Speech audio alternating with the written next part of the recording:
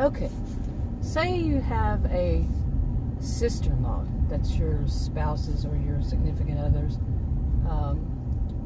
sister, okay? And she is a woman. She is, I did say sister-in-law. She is one really toxic person to you, especially. I don't know about others, but to you. Now, at first, you never met her. After you got married, you didn't meet her for many years. She lived somewhere else with her husband in a different country with her husband and eventually their children. And so you didn't know at first that she was a very toxic person and a major troublemaker in the family. Because at first, little did you hear, she put it off as she was the victim, okay, of other family members. We're talking big extended family, cousins and all that, aunts, uncles, so forth.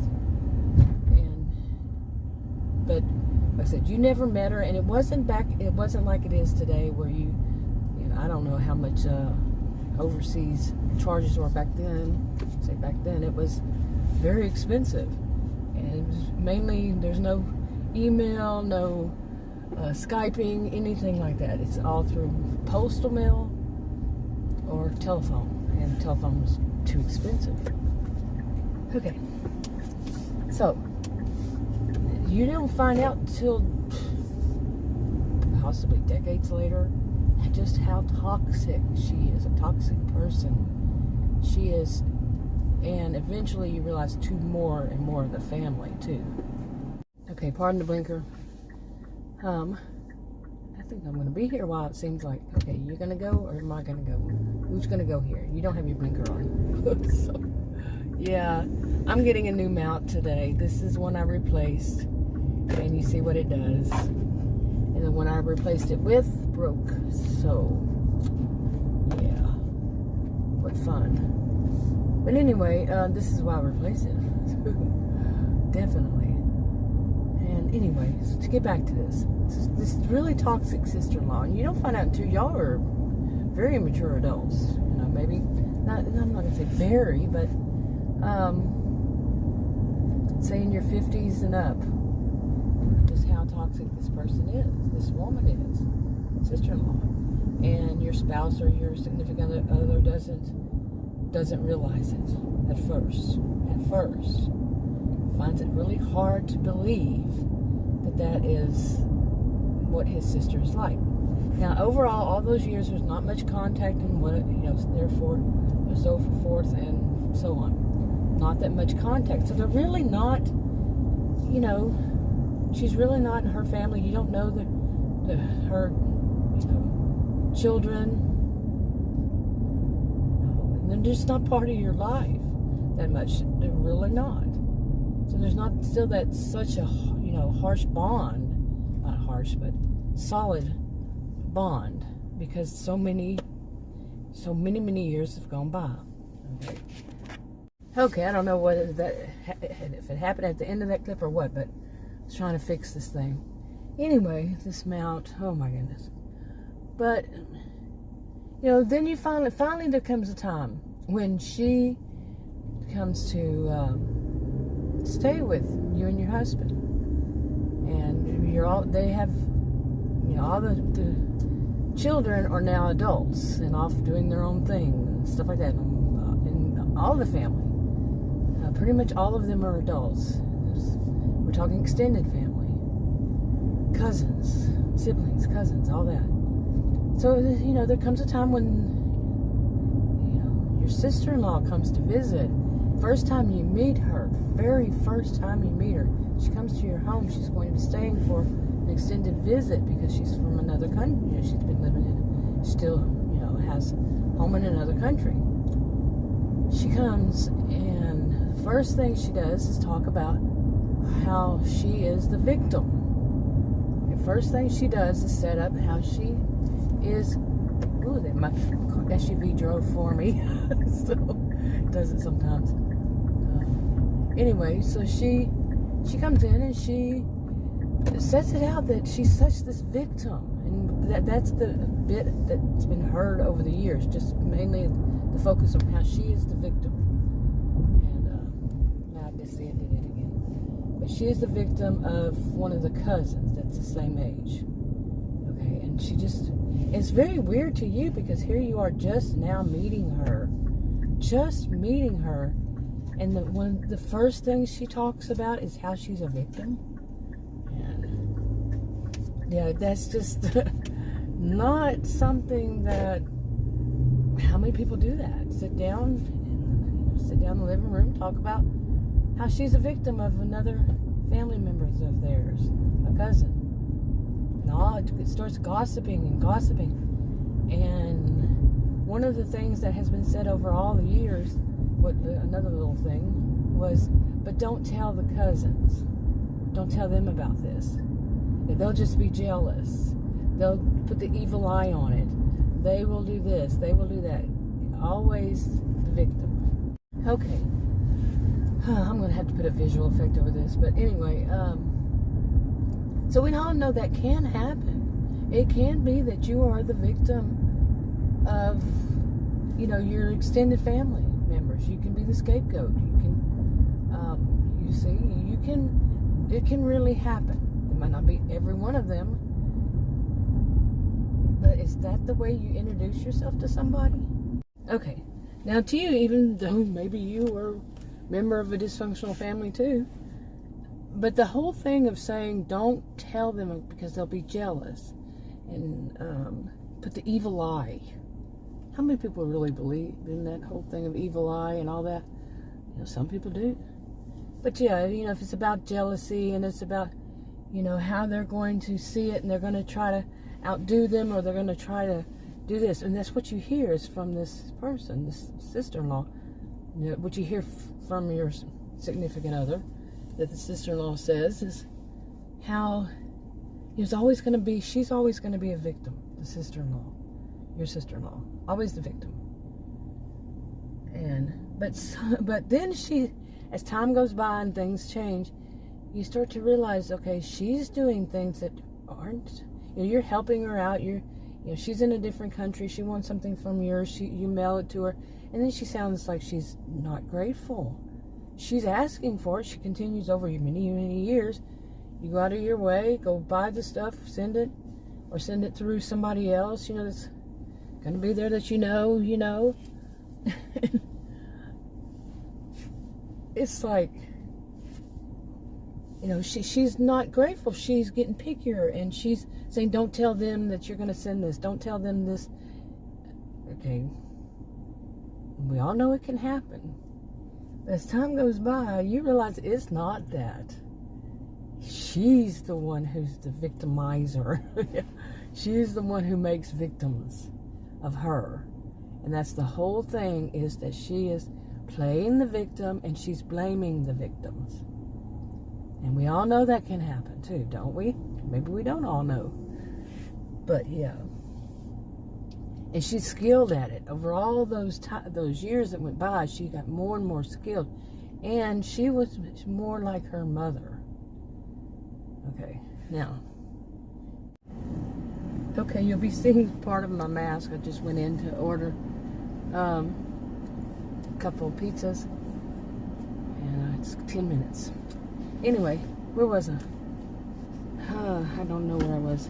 But anyway, she's a toxic sister-in-law. Over time you learn, she apparently, well, maybe some people understand this. When, say, when you're growing up, you have your parents, and say your parents stay together, and it's both of them, and as they age, and eventually pass away, but as they're aging, maybe you feel some kind of duty to them. You still have that bond with them, but one of them is not the mother. Like I said, she was like her mother, was not good, not a good person. Just, I'm talking like, the kind that's, you could say is narcissistic, it's self-centered, is toxic somehow, some way. Not diagnosing them, but, and maybe even a little histrionic, or but the behaviors, not the disorders. And but so you still have some kind of thing, especially as they get elder, they become elderly. Okay. Some people might, but some people, when they see the dysfunctional family is so dysfunctional that they get out of it, some people do that. Say, just so much distance, they're not in your life, you don't worry about it. So many different ways it could be. But some people, like this sister-in-law, they try to keep it this way, that somebody in the family is like the top dog or the queen bee or the one that is everybody comes to, the one that everybody, and even has an attitude that everybody answers to. And you're grown adults. Okay, for some reason, I'm not one to do the thing of, well, anyway. But you're all grown adults. I mean, like I say, maybe in your 50s and 60s and up. 50s up. But that one wants to hold that position, sees them as that position, and that's the sister-in-law in this situation. And that when things they can tell you, still, don't be telling the cousins about this. They'll be jealous. They'll look at it with the evil eye, and they'll try to cause problems when she is the troublemaker. She came visit with you. She tried so many ways to cause you problems, so many ways to even split up your relationship, your marriage, whatever it is, and with your significant other, because she wants to dominate. And she may even think if she can do that, she can somehow inherit what you would, if that were the case, if, eventually. You see what I'm saying? So, conniving, so, what is the word I'm looking for? They're washing windows over here. It's kind of a little bit distracting. They're washing them inside and outside. Two different people, of course. Calculating. So calculating. And yeah, you've considered the psycho much, dark triad, dark tetrad, something going on there, but you're not going to diagnose. It's not your job. But, I mean, how many people have had that kind of, and it could be a brother-in-law.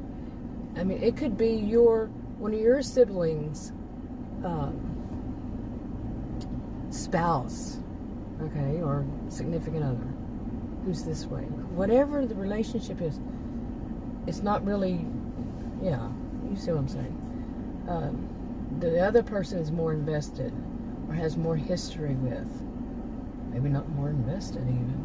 You see what I'm saying? Okay, like I said, on top of it all, that the one that thinks that they're at the top of the throne, on the top of the totem pole, whatever it is in the family, the top one, like this sister-in-law, that you have to answer to them, and they tell you what to do, who you can talk to, who you can say stuff to. They think they can. Okay, and even that if you dare to tell the other, like cousins or something, and the people they don't want you to, to be in the family because there's so much distance, separation from where they live and you live. So it stays in the family, the extended family. Don't you tell them and all this. And if you do, they're going to make you the bad guy. They're going to, they did this, cry those crocodile tears. Well, not really in this case, but, cry those fake tears, just fake all around, crocodile, fake. And making themselves the victim of you.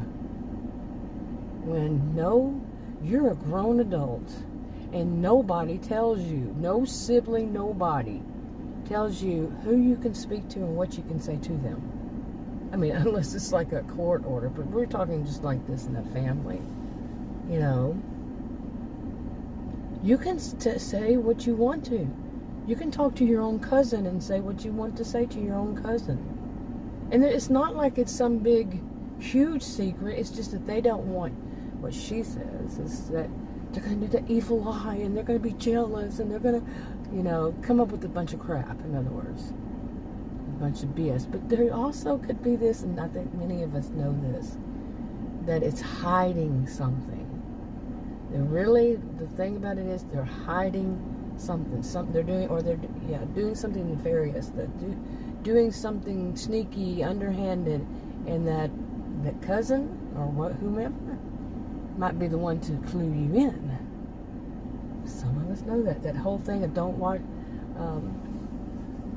hang out your dirty laundry to dry, or whatever. Who hangs out their dirty laundry? Anyway, I know, I understand it, but still, don't many of us know that that's a way that any kind of abuse, any form of abuse can continue when they're telling you can't. That is infantilizing you, treating you like a child. Even that is abusive. You see. So, okay, anyway, I think I've said enough on this one. I was going to try to make them short, but apparently not this one. But I'll have more to this. I will have more to this if everything works out. Yeah. And not works out, but something else doesn't come up, which probably will very soon. Yeah. I'll talk to you on another video. Bye.